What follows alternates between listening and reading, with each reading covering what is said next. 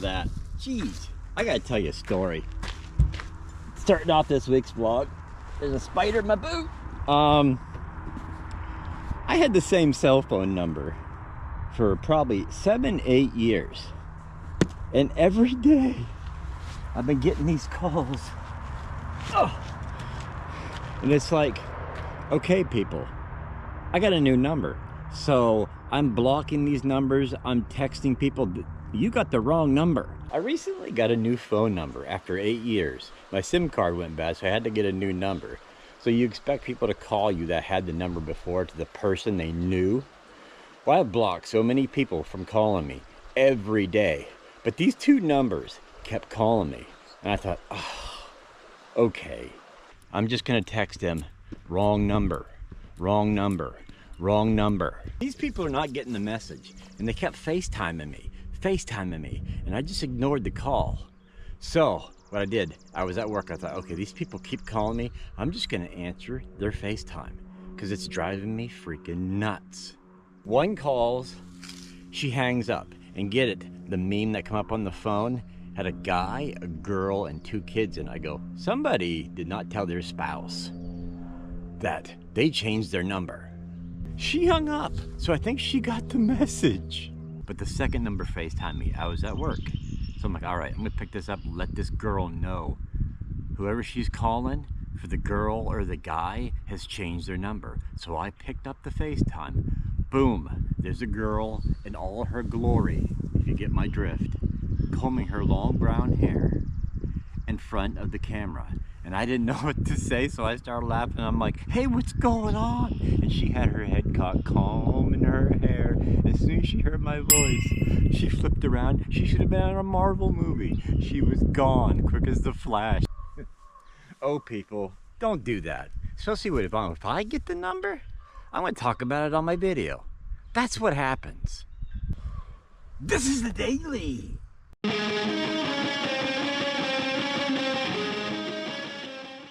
Wrong number.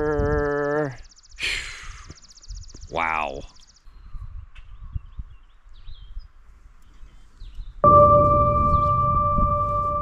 Oh, get your popcorn out. I got a crazy story for this week. That's an understatement.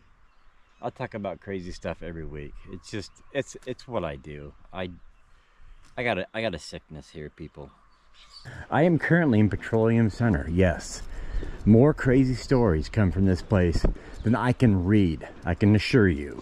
Picture this, 1866. Muddy roads, people walking around, saloons, people coming out of the oil field wanting to have a drink at the saloon. There's hotels, there's banks, there's people that live here. The oil boom town of Petroleum Center. Every town has one. Every town has somebody who disagrees with everybody, or people just don't like him. Well, Petroleum Center had one, and his name was Tom Cork. Yes, they had their own Buddy Revell.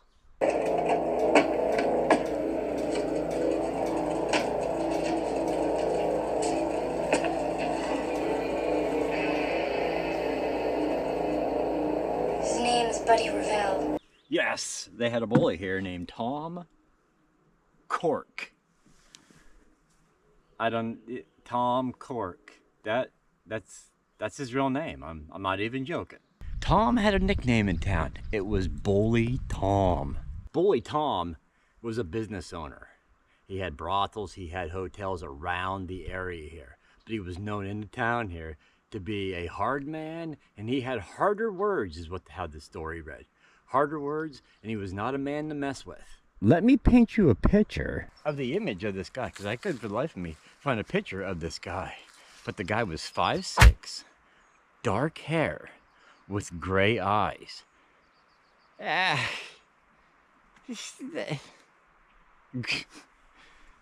What? The guy also was a theater owner. He had many, many businesses. He was the real Buddy Revell. You and me. 3 o'clock. But in summer of 1866, Tom actually mutilated a guy here in Petroleum Center, and he was wanted for murder. He took off to Erie, basically to avoid the charges here in Petroleum Center. Now, back in the day, these places were not nice. These were rough towns to live in. This was all people just drifting in, working in the oil fields. I'm sure there was some nice folk that live along, you know, in town, but a lot of people were just pure crazy. But old Tom got in a fight in Erie, and he bit off a guy's ear and part of his nose. I'm not making this story up, people. While Tom was getting arrested in Erie, they learned he was wanted for murder here in Petroleum Center. So they sent him off to Western Penitentiary in Pittsburgh. But the crazy guy escaped. I'm talking about Alcatraz stuff here. He removed bricks from his cell, shimmied out, slid down the sheets of his bed that he tied together, and then when he got out, he threw them over the wall of the prison, climbed over, out, took off. Tom had both arms sleeved. If you don't know what that means they had tattoos. They call those sleeves. Every arm had a tattoo on it, basically up to his shoulder. Yes, old bully Tom was trending before tattoo sleeves were trending today. The more you know.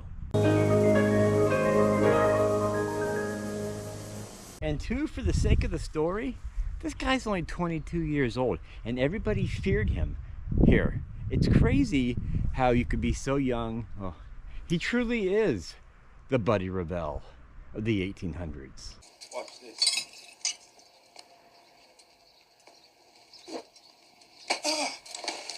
After escaping the prison, hold on, I'm about to take you down a rabbit hole. The story's gonna get really weird. You kind of expect this from me now, don't you? I'm just saying. Dude, let me stop here for a minute. I have filmed through all of winter and hated it.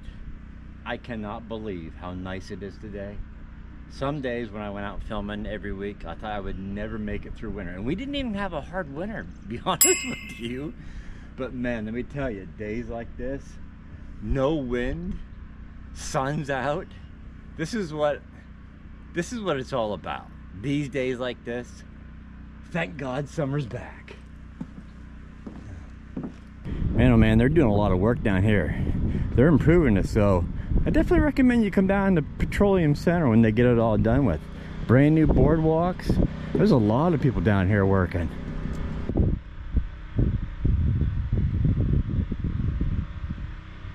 For now, remember, for now, for the sake of the story says he took off to Julesburg, Colorado. For now, remember that, for now. But on the other side of the coin, there was a local man named Tom Dillon from the same area. He had the scumbag reputation the same as the other Tom had.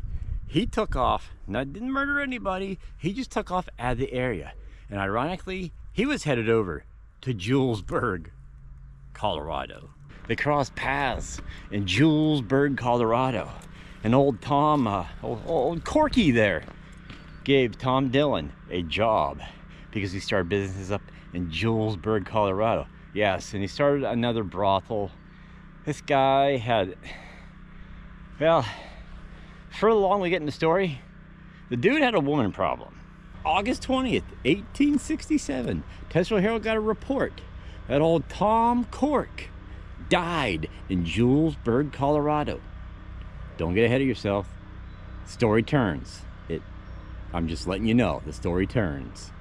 So basically, they told everybody in the Herald, remember the guy who used to terrorize Petroleum Center? Tom the Bully? Yes, he's dead over in Colorado. And the oil region was going, yeah, I assume. But wait, there's more.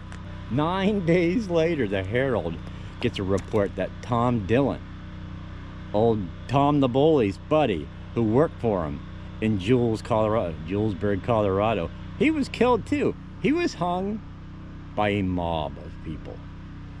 These people, I tell you, whoever you hang out with, you reap the benefits of dying. Especially when you hang out with scumbags like these two people. Stop.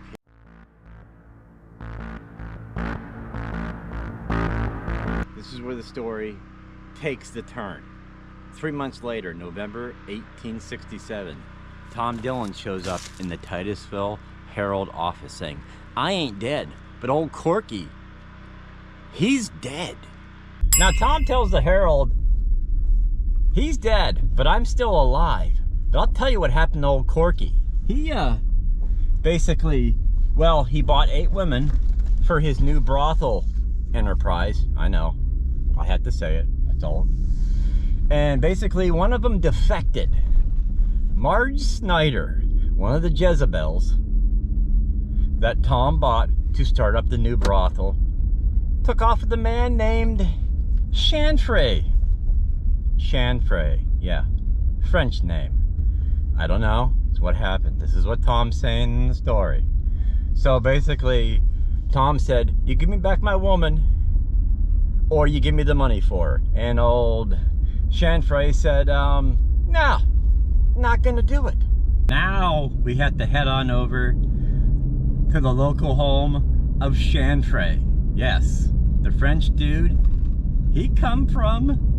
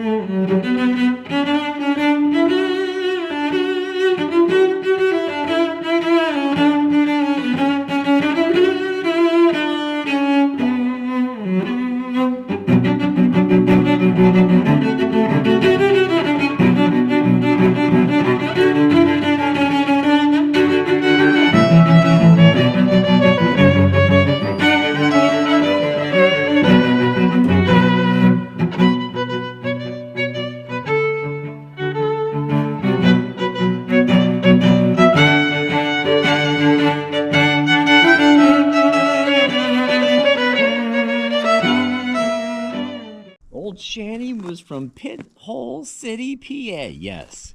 Another oil boom town came and gone. Yes. There is a museum here. Yes, I'm talking to you, Sean. When your knee heals up, you got to come here. I'm just saying. If you've never been to Pit Hole City, the museum and the grounds, basically, they mow where the streets was. Here, in the block of where it's all grown up, that's where the buildings were, in this oil boom town then. And the museum sits atop of the hill there. But old Tom Dillon said, he says, old Corky there wanted the woman back. Old Chanfray said, nope, not gonna happen. So they're gonna duel. So they go out in the streets of Julesburg, Colorado, just for the effect. I'm at Pit Hole, and well, a lot of people got shot here too. So what old Shanny did, and old Corky there, what they did the old Western style. They did the back-to-back, walk 14 paces. There was a guy standing there. Once they hit 14 paces, the guy dropped the handkerchief, and they turned around and shot each other.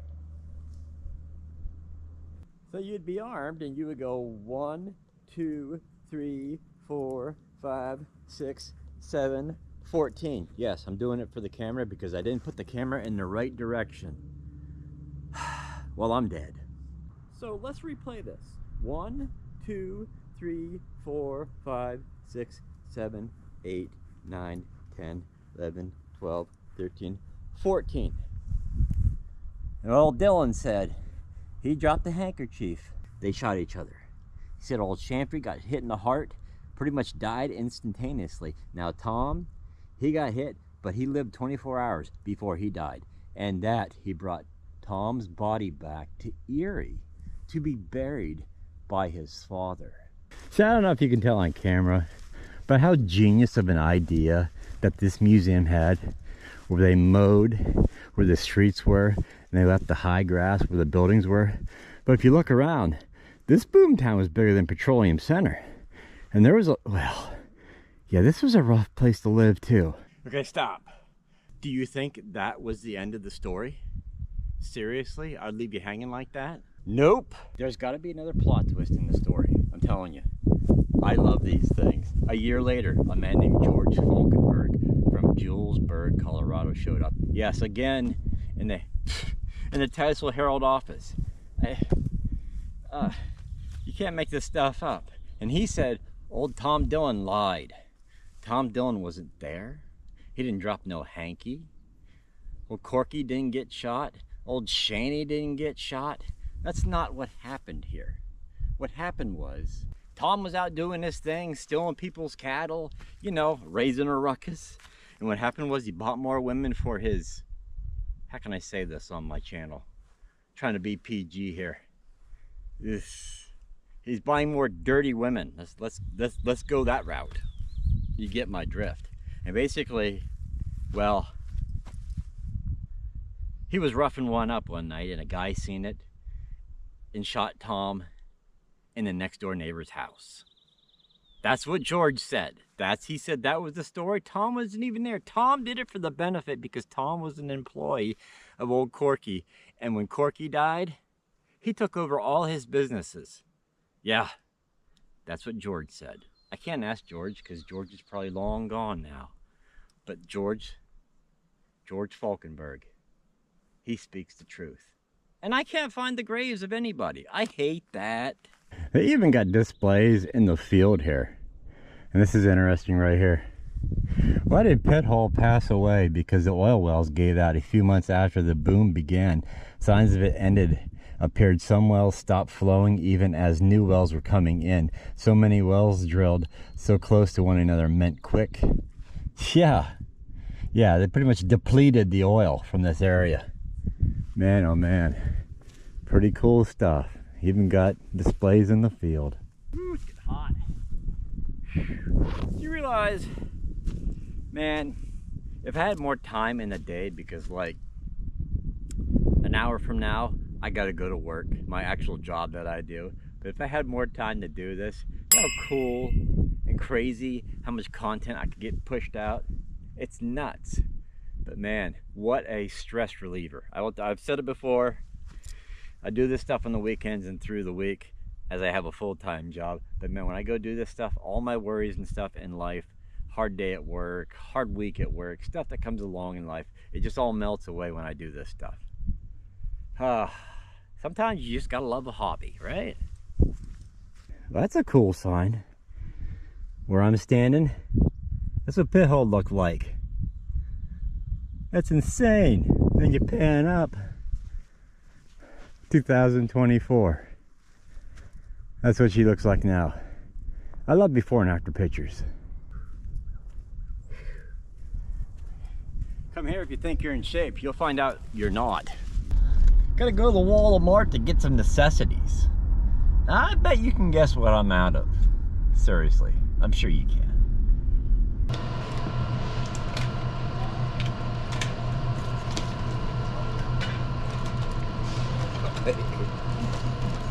I got a problem. Yeah.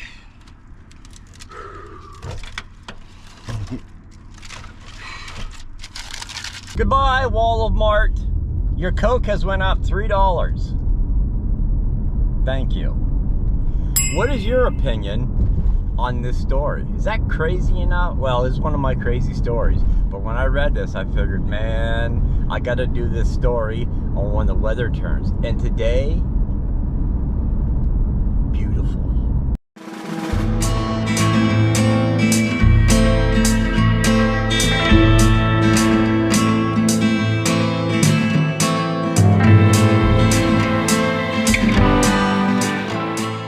You know, deep dark in my mind, I thought, I'm never gonna see the sun shine ever again. Do you guys do that in the wintertime like I do? I know that's stupid, but those thoughts always cross my mind, like, you're never ever gonna see the sun ever again. You might as well move to Alaska, because that's all it does is snow, and you gotta wear a stupid coat. Ew. Do you think if Tom Cork was as quick as Abe Lincoln, he'd still be living?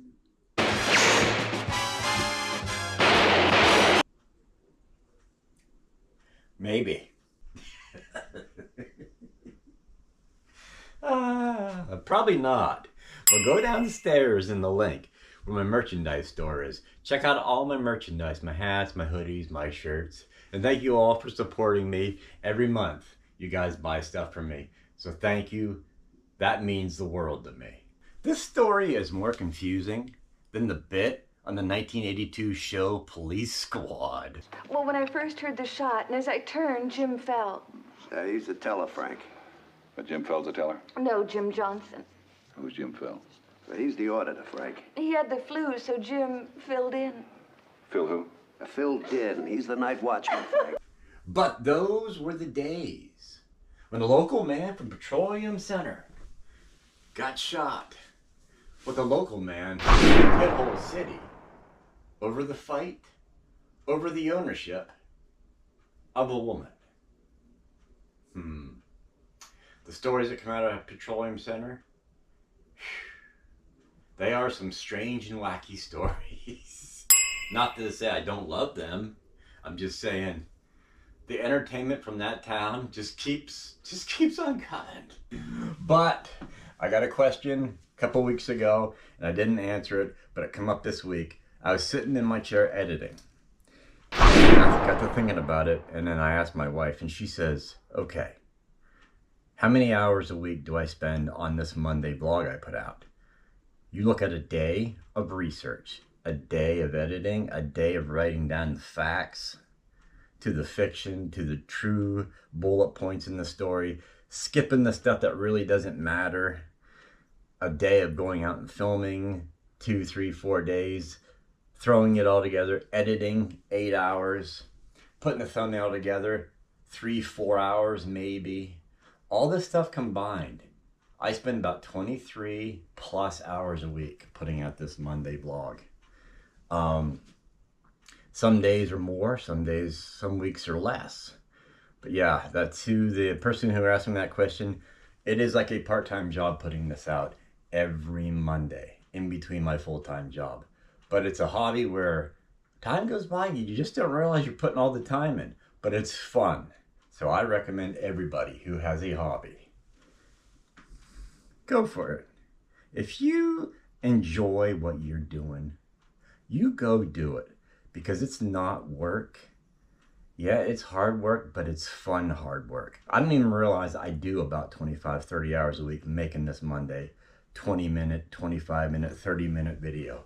But it's fun to me where the hours just fly by. But there is your answer. Sorry I didn't answer it 2 weeks ago. I get so many questions and about how I do stuff and how I go about stuff. But there is your answer. 25 to 30 hours a week I spend on Monday's video. Yeah, 20 to 25 minutes. It's part-time. Trust me, if I had more time every day to film and all that, I would put 80, 90 hours in a week doing this, because it's not work. It's fun. But I will say, when you call somebody, make sure you got the right phone number when you're FaceTiming them. You know, or you should have Sergeant Takeraway and Sergeant Booker come pay you a visit. You're under arrest. Sergeant, take her away and book her. Sergeant, take her away. Sergeant Booker.